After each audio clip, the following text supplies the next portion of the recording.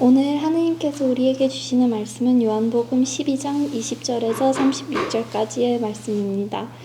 하나님의 말씀을 쉬운 성경으로 봉독합니다. 하나님의 말씀을 경청하십시오. 6월절에 예배 드리기 위해 예루살렘에 온 사람들 중에 그리스 사람들이 더러 있었습니다. 이 사람들이 갈릴리 벳세다 출신인 빌립에게 와서 요청했습니다. 선생님, 우리가 예수님을 뵙고 싶습니다. 빌립이 안드레에게 가서 말하였고 안드레와 빌립은 다시 예수님께서 그 말을 전했습니다. 예수님께서 그들에게 대답하셨습니다. 인자가 영광을 받을 때가 왔다. 내가 너희에게 진리를 말한다. 밀알이 땅에 떨어져 죽지 않으면 한 알 그대로 있지만 죽으면 많은 열매를 맺는 법이다. 자기 목숨을 사랑하는 사람은 목숨을 잃을 것이지만 이 세상에서 자기 목숨을 미워하는 사람은 영원히 목숨을 보존할 것이다. 누구든지 나를 섬기려면 나를 따르라. 내가 있는 곳에 나를 섬기는 사람도 있을 것이다. 나를 섬기는 사람은 내 아버지께서 높이실 것이다. 지금 내 마음이 무척 괴로우니 무슨 말을 하겠습니까? 아버지, 이 때를 벗어나게 해 주십시오. 아닙니다. 나는 이 일 때문에 이 때에 온 것입니다. 아버지의 이름을 영화롭게 하소서. 그때 하늘로부터 내가 이미 영화롭게 하였고 또다시 영화롭게 할 것이다 라는 소리가 들렸습니다. 곁에 서서 이 소리를 들은 많은 사람이 천둥 소리가 들렸다고 말했습니다. 그러나 그 사람들 중에는 천사가 그에게 말하였다라고 하는 사람들도 있었습니다. 예수님께서는 이렇게 대답하셨습니다. 이 소리는 나를 위해서가 아니라 너희를 위해서 들은 것이다. 이제 이 세상을 심판할 때가 되었다. 이제 이 세상의 통치자가 쫓겨날 것이다. 내가 땅에서 들려 올라가게 되면 나는 모든 사람을 내게로 이끌 것이다. 예수님께서 이런 말씀을 하신 것은 자신이 어떤 식으로 죽을 것인가를 보이려는 것이었습니다. 군중은 이 말을 듣자 이렇게 말했습니다. 우리는 율법에서 그리스도가 영원히 계실 것이라고 들었습니다. 그런데 당신은 어떻게 해서 인자가 들려야 한다고 말씀하십니까? 당신이 말씀하시는 인자란 도대체 누구입니까? 그러자 예수님께서 대답하셨습니다. 빛이 잠시만 더 너희와 함께 있을 것이다. 빛이 있을 때에 다니면 너희는 어둠에 사로잡히지 않을 것이다. 어둠 속에서 다니는 사람은 자기가 어디로 가는지 모른다. 빛이 너희에게 있을 동안 빛을 믿어라. 그러면 너희는 빛의 아들이 될 것이다. 예수님께서 이 말씀을 하시고 그들은 떠나 숨으셨습니다. 아멘. 하나님께서 오늘 이 말씀을 통해 우리에게 은혜 주시기를 원합니다.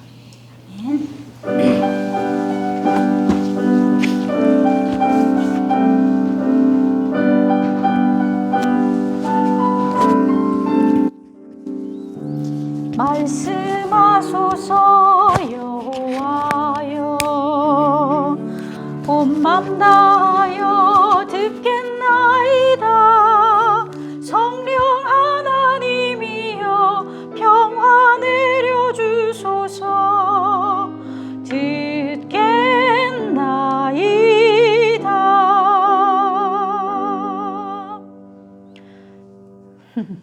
네, 우리 말씀 듣기 전에 오랜만에 우리 미루백 왔는데 좀 같이 인사하죠.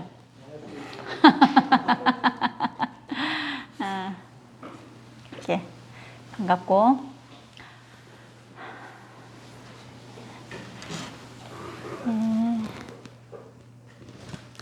이상하게 하경이가 저기 성경 봉독을 할 때마다 본문이 너무 길어가지고 제가 이상하다, 왜 하경이 할 때마다 이렇게 본문이 길지? 그랬는데 오늘은 이제 요한복음 12장 20절에서 36절 말씀, 제목은 빛이신 예수님이라고 제가 지었습니다. 요한복음은 전부 21장으로 되어 있어요. 그래서 이 21장을요 크게 이제 두 부분으로 나눌 수가 있어요. 1장부터 11장, 그 다음에 이제 12장부터 끝까지. 그래서 1장부터 11장을 보면 예수님이 이제 공생애가 뭔지 알죠? 네, 공생애를 시작하시면서 세례 요한에게 이제 세례를 받는 사건부터 시작해서 마지막 11장에서는 그 죽었던 나사로를 살리시는 그 기적까지가 나와요. 그러니까 예수님의 한 33년은 이제 30년부터 시작했겠지만 어쨌건 33년의 큰 사건들이 기록되어 있고요. 12장부터 마지막 21장까지는 예수님께서 십자가에 달리시기 전 마지막 일주일 그리고 부활하신 후에 제자들과 함께 지냈던 그 짧은 시간을 나머지를 다 이렇게 사용을 했어요. 오늘 본문이 나오는 이 12장 앞부분에 보면은요, 예수님은 구약의 예언대로 어린 나귀를 타고 예루살렘으로 이렇게 들어오세요. 나귀 타고. 여러분들 6월절이 뭔지 아시죠? 6월절. 영어로는 패스오버. 루스키로는 파스하. 그래서 이제 이스라엘 사람들이 이 이집트에서 나온 것을 기념하는 그런 축제일이거든요. 그래서 이제 이 6월절을 지키기 위해서 많은 사람들이 이 예루살렘으로 이렇게 모여들었어요.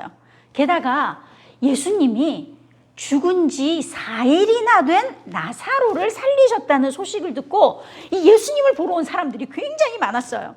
그래서 오늘 본문의 시작은 이 6월절에 예배드리러 예루살렘에 온 사람 중에 어떤 사람이 있었냐면 그리스 사람이 있었어요. 헬라 사람이라고 하는데 이제 그리스 사람들이 있었는데 이 그리스 사람들이 예수님을 보고 싶다고 제자들을 찾아온 거예요. 이 그리스 사람들은 어떤 사람들일까요? 그럼 그리스에 살고 있는 유대인? 아니에요. 이 사람들은 이 6월절에 예배드리러 왔다 하는 걸 보니까 아마 유대교로 종교를 바꾼, 개종한 그리스 사람들인 것 같습니다. 그래서 고린도전서 1장 22절을 보면 뭐라고 되어 있냐면요. 유대인들은 표적을 구하고 그리스인들은 지혜를 찾는다. 그런 말이 있어요. 그러면 그 수많은 철학과 신화, 종교에 익숙했던 이 그리스 사람들은 어쩌다가 유대교로 개종하게 됐을까요? 근데 가만히 우리가 추측해 볼 수 있는 것은 아마도 이 사람들은 자신들에게 전부라고 생각했던 이 그리스 철학이나 지혜, 이런 것들이 자기들을 만족시키지 못했다는 것을 알았던 거예요.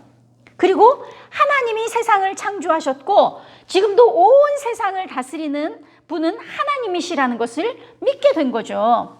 근데 지금 그 하나님의 아들 예수가 죽은 나사로를 살렸다는 그 소문을 들은 거예요. 아니 도대체 이분은 누구시길래? 그런데 죽은 사람도 살리신 그 위대한 분이 화려한 마차를 타도 모자랄 텐데 어린 나귀 새끼를 타고 예루살렘에 오셨다는 것입니다. 아니 도대체 이 겸손한 분은 누구신 거야? 그래서 이 그리스 사람들이 결심을 하죠. 안 되겠다. 이분을 꼭 만나봐야겠다. 그래서 우리가 이제 성경을 보시면 마태, 마가, 누가복음에는 이 그리스 사람들이 예수님을 찾아왔다는 말이 없어요. 요한복음은 굳이 이 일을 기록을 하고 있는데 왜냐하면 요한은 이 일을 기록하면서 예수님이 유대인만의 메시아가 아니라 이방인을 포함하는 온 인류를 위한 구세주라는 것을 강조하고 싶었던 거였어요. 그래서 이 예수님을 찾아온 그리스인들에 대해서, 그리스 사람들에 대해서 빌립과 안드레가 예수님께 말씀을 드렸죠. 예수님, 저기 그리스 사람들이 예수님을 좀 만나고 싶어 하시는데요? 그랬더니 예수님께서 뭐라고 말씀하시냐면 인자가 영광을 받을 때가 왔다. 지금까지는 지금 이제 인자가 영광을 받을 때가 왔다 그랬잖아요. 이때, 타임인데 지금까지 예수님은 아직 내 때가 아니다. 때가 아직 오지 않았다. 이렇게 계속 말씀하셨거든요. 예를 들어서 그 첫 번째 예수님이 기적을 행할 때 가나에서 이제 그 결혼식이 막 있었단 말이에요.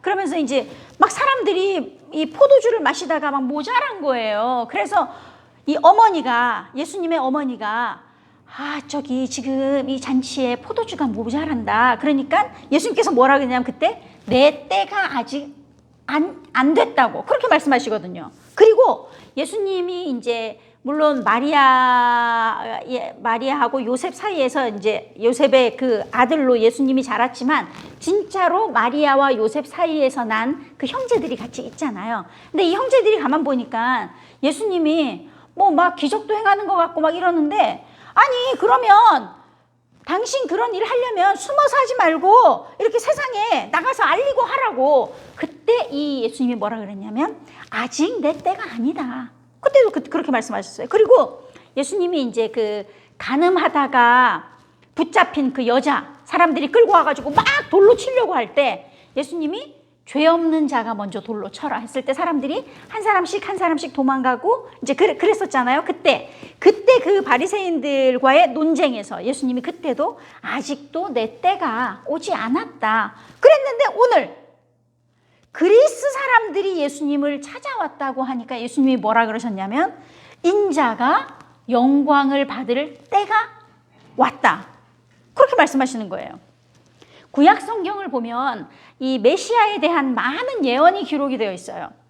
근데 마치 유대인들만을 위해서 오시는 메시아라고 생각했던 그 메시아, 성경에 어떻게 기록되어 있냐면요, 그러면 유대인의 빛으로 오시는 분, 뭐 이렇게 기록돼야 되는데 성경에는 유대인의 빛이라는 말은 없어요. 이방의 빛, 이방의 빛이라고 분명하게 기록되어 있는 성경 말씀들이 있습니다. 예를 들어서 이사야 42장 1절 그리고 6절, 49장 6절에는 이방의 정의를 베푸실 분, 이방의 빛, 이렇게 기록하고 있어요. 그래서 하나님께서 보내실 메시아는 유대인만을 위한 분이 아니라 온 인류에게 구원을 베푸실 분이시기 때문에 이방의 빛으로 오실 분이라고 그렇게 기록되어 있는 것입니다. 여러분들 기억하실지 모르지만 지난주 우리 요한복음 3장 16절 우리가 들었잖아요. 그때 요한복음 3장 16절에 뭐라고 기록되어 있어요? 하나님이 유대인을 사랑하셔서 독생자를 주셨다가 아니라 하나님이 세상을 사랑하셔서 독생자를 주셨다고 기록되어 있습니다. 그렇다면 예수님께서 영광을 받을 때가 됐다라는 것은 무슨 의미일까요? 이어서 나오는 말씀이 24절 말씀에 밀알이 뭐예요, 여러분? 밀 알죠? 우리 빵 만드는 밀, 그 밀을 만드는 그 씨앗. 그 밀알 이야기를 하시면서 이 밀알 씨앗이 땅에 떨어져서 죽지 않으면 하늘 그대로 있지만 죽으면 많은 열매를 맺는다고 하셨어요. 혹시 여러분 중에 이렇게 씨앗 이런 거 이렇게 화분에 이렇게 심어서 뭐 이렇게 자라게 해보신 적 있어요? 집에 있어? 어때? 잘 자랐어요? 죽었어?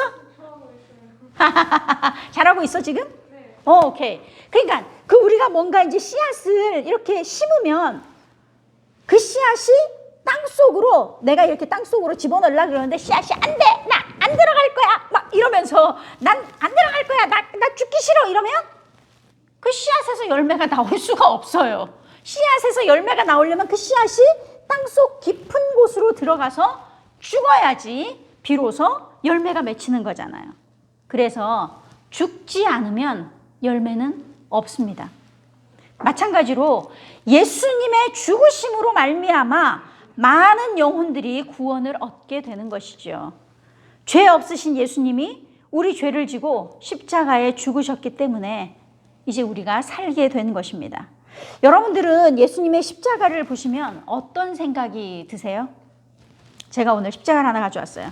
이렇게 여러분들이 딱 십자가를 이렇게 딱 보시면 어떤 생각이 들어요? 십자가에 달리신 예수님만 보이시나요? 다시 한번 십자가를 바라보십시오. 뭐가 보이세요? 카톨릭, 흔히 이제 우리가 천주교라고 하는 카톨릭 십자가는 이렇게 안 돼 있어요. 여기에 예수님이 고통스러운 모습으로 달려 있습니다. 근데 우리 개신교의 십자가는 그냥 빈 십자가예요. 가톨릭은 십자가에 달리신 예수님을 묵상하면서 예수님의 십자가 그 고난에, 아주 고통스러운 그 예수님의 고난에 포커스를 맞춰요. 그렇지만 우리 개신교는 예수님은 물론 십자가에 달리셨지만 이미 부활하셨잖아요. 부활하셨기 때문에 우리는 십자가에 예수님을 달아놓지 않는 것입니다. 근데 저는 오늘 이 말씀을 준비하다가 오늘 말씀과 연관돼서 제가 한번 십자가를 생각해 봤어요. 예수님께서 십자가에 죽으셨기 때문에 내가 곧 이 예수님의 십자가의 열매가 되었다는 것입니다. 그렇다면 우리는 십자가를 바라보면서 그 십자가의 열매로 달려있는 우리 자신을 발견할 수 있어야 할 것입니다. 이 십자가의 열매로 달려있는 여러분이 보이십니까? 십자가의 열매로 달려있는 수많은 믿음의 선배들, 그리고 나. 그래서 우리는 예수님의 십자가를 볼 때마다 감사하지 않을 수가 없습니다. 아, 십자가의 열매가 바로 나였구나. 예수님께서 이 십자가를 지시는 것이 얼마나 고통스러웠는지 27절 말씀은 너무나 자세히 기록하고 있어요. 지금 내 마음이 무척 괴로우니 무슨 말을 하겠습니까? 아버지, 이때를 벗어나게 해주십시오. 우리가 이렇게 생각해 볼 수도 있을 것 같아요.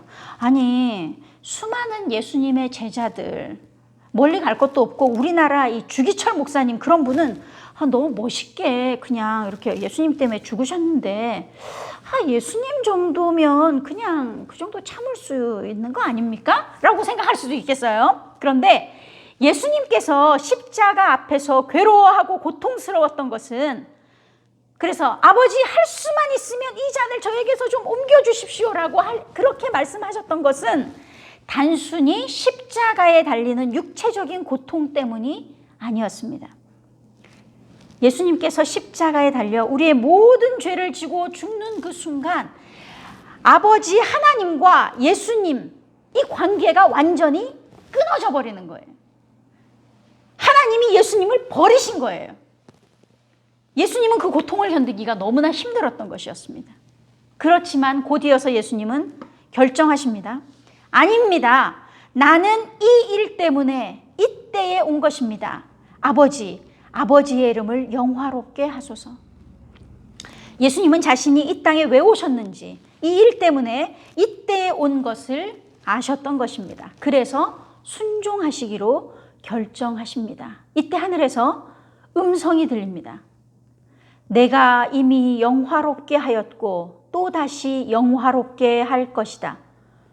성경을 보면은요, 3번 하늘에서 소리가 났다는 그런 기록이 있어요. 첫 번째 하늘에서 난 그거는요, 예수님이 세례 받으실 때, 세례 요한에게 세례 받고 물에서 이렇게 나올 때 하늘에서 소리가 나서 너는 내 사랑하는 아들이라 내가 너를 기뻐하노라. 그 첫 번째 음성이 있었어요. 그리고 두 번째는 예수님께서 이 제자 야고보와 요한을 데리고 이 변화산에 가셔서 이렇게 너무나 이 빛나는 모습으로 변화하시잖아요. 그때 하늘에서 어떤 음성이 들리냐면 이는 내 사랑하는 아들이요 내 기뻐하는 자니 너희는 그의 말을 들으라. 그런 음성이 있었어요. 그리고 오늘 3번째 이 말씀이 내가 이미 영화롭게 하였고 또다시 영화롭게 할 것이다.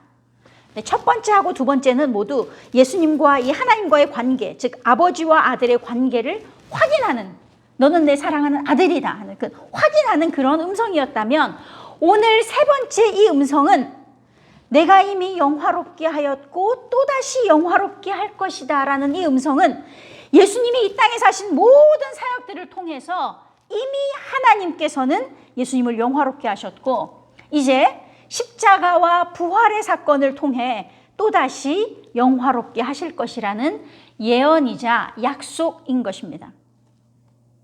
하나님은 십자가 고난을 앞두고 괴로워하는 예수님에게 이렇게 힘과 확신을 주시기라고 직접 소리로 말씀해 주시는 것입니다. 여러분도 그런 경우 있을 것 같아요. 우리가 너무너무 힘들어서 어떻게 해야 할지 모를 때 누군가 나에게 와서 힘내, 내가 기도할게, 내가 너를 위해서 기도할게, 이 말 직접 들으면 되게 힘이 나잖아요. 그것처럼 예수님도 지금 너무나 괴로운데 하나님께서 하늘에서 뭐라고 말씀하세요? 내가 너를 이미 영화롭게 했고 또다시 영화롭게 할 것이다. 이 음성이 예수님에게는 굉장히 힘이 되었던 것입니다. 근데 재밌는 거는요, 이 분명한 하나님의 음성이 하늘에서 들리는데 주위의 사람들은 뭐라 그러냐면 야 천둥 쳤어? 천둥 소리가 나지 않았냐? 이렇게 말도 하고, 어떤 사람은 천사가 무슨 말을 하는 것 같은데? 라고도 했다는 것입니다. 이처럼 하나님의 역사나 음성은 눈으로 보고 귀로 듣는다고 해서 누구나 다 깨닫게 되는 것은 아닙니다. 그래서 우리는 좀 조심해야 돼요. 무엇을? 누가 저 하나님의 음성을 들었어요, 이렇게 얘기하면 좀 잠깐 스탑할 필요가 있어요. 조심해서 그 말이 정말 하나님에게서 온 것인지를 우리가 분별해야 할 필요가 있습니다. 제가 지난 주일 말씀에서 이제 이 모세가 광야에서 뱀을 든 것처럼 예수님이 이렇게 들려야 된다고, 나는 들릴 것이다, 높이 들릴 것이라고 그렇게 했잖아요. 다시 오늘 본문에 이 말씀이 반복되고 있어요. 예수님이 인자가 들려야 할 것이라고 말씀하고 있습니다. 그리고 인자가 들려 올라가면 모든 사람을 예수님께로 이끌겠다고 하셔요. 사람들이 이 말을 듣고서 도무지 이해가 안 가는 거예요. 이게 무슨 말이지? 무슨 소리인지를 알지 못하는 겁니다. 인자? 사람의 아들? Son of God? 그 인자는 또 누구야? 인자가 누구냐라고 하는 그 사람들의 질문에 예수님께서 오늘 결론과 같이 이야기하는 것이 우리가 읽은 마지막 구절인데요. 빛이 잠시만 더 너희와 함께 있을 것이다. 빛이 있을 때에 다니면 너희는 어둠에 사로잡히지 않을 것이다. 어둠 속에서 다니는 사람은 자기가 어디로 가는지 모른다. 빛이 너희에게 있을 동안 빛을 믿어라. 그러면 너희는 빛의 아들이 될 것이다. 여기서 빛이 무엇이죠? 빛이 누구예요? 예수님이에요. 빛이 예수님인데, 근데 한번 생각해 보세요, 여러분들. 하나님이 이 세상을 창조하실 때, 천지 창조하실 제일 먼저 말씀으로 창조하신 게 뭐예요? 뭐예요? 빛이 있으라 했잖아요. 그렇다면 그 창조하셨을 때 그 빛이 있으라의 그 빛과 지금 예수님께서 말씀하시는 이 빛이 너희에게 있을 동안 빛을 믿어라. 빛을 믿어라 할 때 이 빛, 이거 같은 빛이에요? 다른 빛이에요? 다른 빛이죠. 그래서 어느 신학자가 이 빛은 예수님, 이 영광의 빛, 이 빛을 뭐라고 표현했냐면 창조되지 않은 빛이라고 표현했어요. 굉장히 신학적인 표현입니다. 창조되지 않은 빛. 하나님께서 말씀으로 빛이 있으라 한 그 빛은 창조된 빛이에요. 그런데 예수님을 우리가 빛이라 그러잖아요. 빛이신 예수님, 이 빛은 창조되지 않은 빛인 것입니다. 하나님의 영광의 빛, 예수 그리스도는 창조되지 않은 빛이십니다. 그래서 이 빛이 있는 동안 우리는 빛을 믿어야 합니다. 그러면 역시 우리도 이 빛의 자녀들이 될 수 있는 것입니다. 십자가에 나의 죄를 지고 죽으셔서 하나님을 영화롭게 하신 그 빛이신 예수님을 믿으며 살 때 우리는 빛의 자녀가 되는 것입니다. 이렇게 말씀을 듣고 보니까 오늘 말씀이 쫙 연결이 돼요. 그리스 사람들이 예수님을 만나러 찾아왔어요.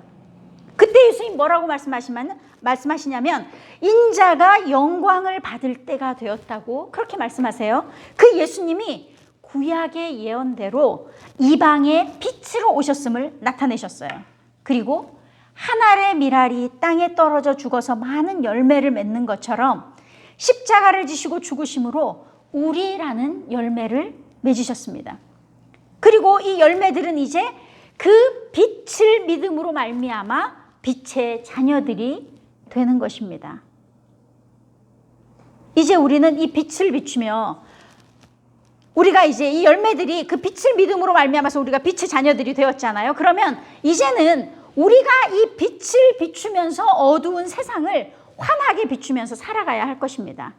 우리가 빛이 되어서 이 세상을 비추며 살아갈 때 우리 안에 계신 그 예수 그리스도의 창조되지 않은 그 영원한 빛이 우리를 통해서 비춰짐으로 더 많은 열매가 생겨나게 될 것입니다. 그래서 빛의 자녀로 살아가시는 저와 여러분이 되시기를 주님의 이름으로 축복합니다. 기도하겠습니다.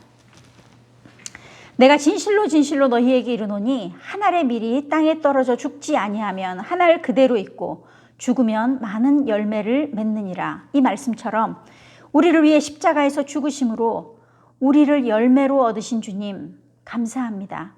열매된 우리가 어떻게 살아가면 좋을지 오늘 우리에게 말씀하여 주셔서 감사합니다.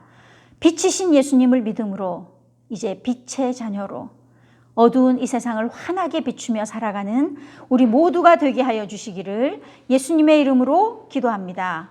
아멘.